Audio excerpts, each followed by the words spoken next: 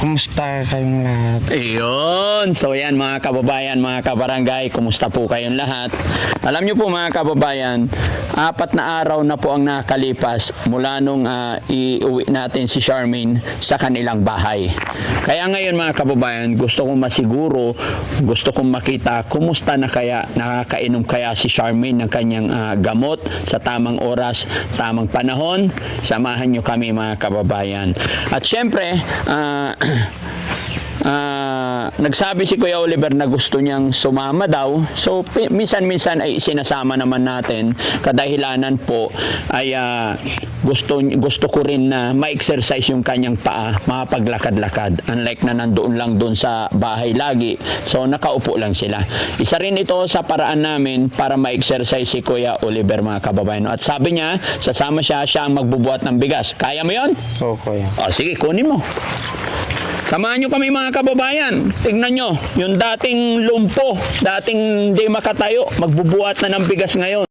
Tignan natin kung kaya niya.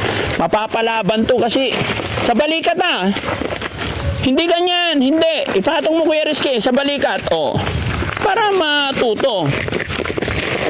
O, yan. Kaya mo? Tignan nyo mga kababayan yung dating lumpo.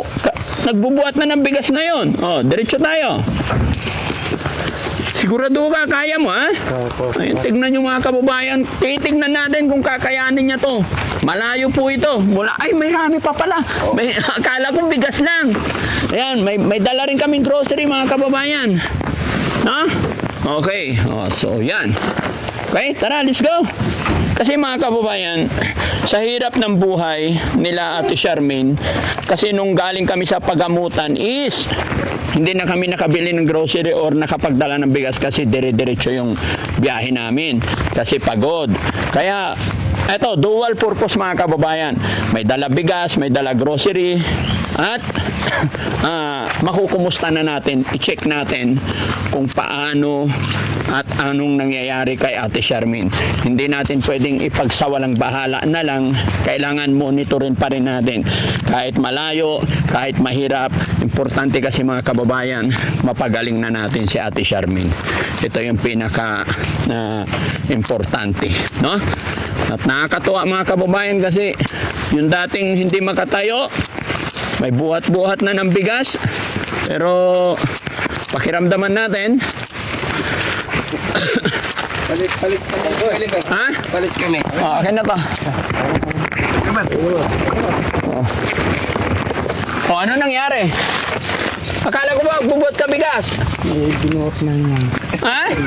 Ay hindi ka na makaalis halos matumba ka na Pero okay lang yan. Huwag natin biglayin mga kababayan.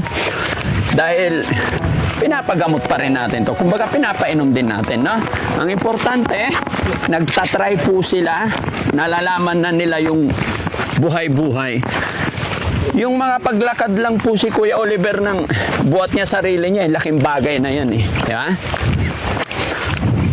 Basta behave lang Kuya Oliver, Very good. Diba? May kasama lang si Daddy Frankie mga kababayan. May bodyguard lang si Daddy Frankie. Masaya na. Tingnan nyo. Bagong damit ni Kuya Oliver, maganda yan. Ingatan mo yung damit mo Mahalaga yan. Maraming makakita yan. At kilala nila yung damit na yan. Kasi medyo malaki sa akin to guys. Malaki sa akin.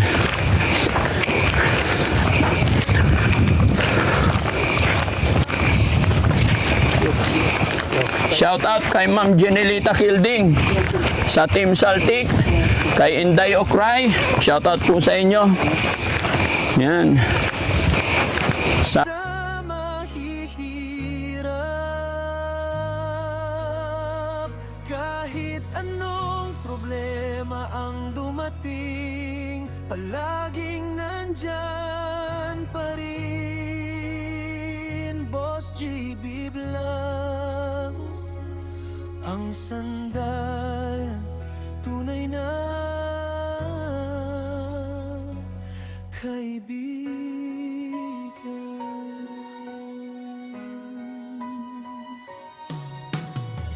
Simpleng ngiti mo, tunay na ligaya, luha mong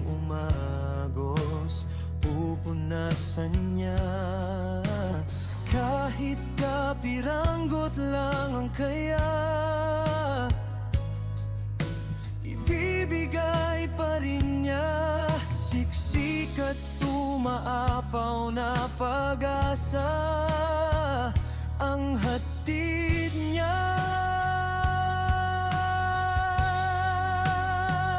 Boss GB Vlogs, pagmamahal sa kapwa ay hindi matatapos.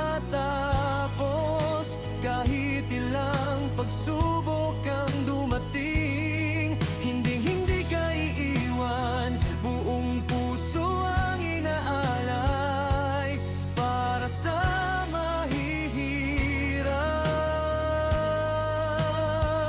Kahit anong problema ang dumating, palagi